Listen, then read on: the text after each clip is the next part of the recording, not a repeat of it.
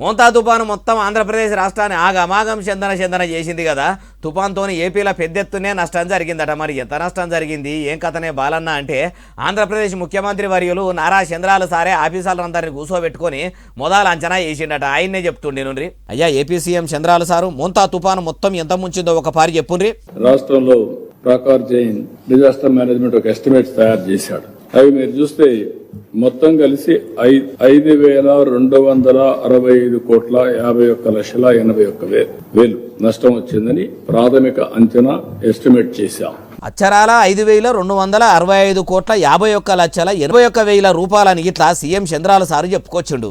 ఆంధ్రప్రదేశ్లో అటు అన్నదాతలు ఆరుగాలం పండించిన పంటలు మొత్తం ఎక్కడికక్కడ కొట్టుకపోయి వానలకు తోటలన్నీ కూలబడిపోయినాయి. అందుకే సర్కారుకు పెద్ద ఎత్తున ఆస్తి నష్టం అయ్యిందట. రోడ్లు మొత్తం ఎక్కడికక్కడ తెగిపోయి వరదలకు కొట్టుకపోయాయి. రైల్వే లైన్లు కూడా వరదల్లో పడిపోయాయి. ఇట్లా మొత్తం చేపల పెంపకం చేసేటోళ్ళు, తోటలు పెట్టుకున్నోళ్ళు, వరిశెన్లు చేసుకున్నోళ్ళు, కూరగాయల పంటలు వేసినోళ్ళు, అరటి తోటలు పెట్టుకున్నోళ్ళు, కొబ్బరి తోటలు పెట్టుకున్నోళ్ళు మొత్తం కూడా ఆగమైపోయిర్రట. అయ్యా సీఎం చంద్రాలు సారు మోంతా తుఫాను పాడుగాను మొత్తం ఆగం చేసింది కాబట్టి మీరు ఇప్పుడు ఎగురంతో వెంటనే నష్టపోయిన కుటుంబాలకు అండగా ఉండి వాళ్లకు పాయమాలు వెంటనే అందిస్తే మంచిగుంటది.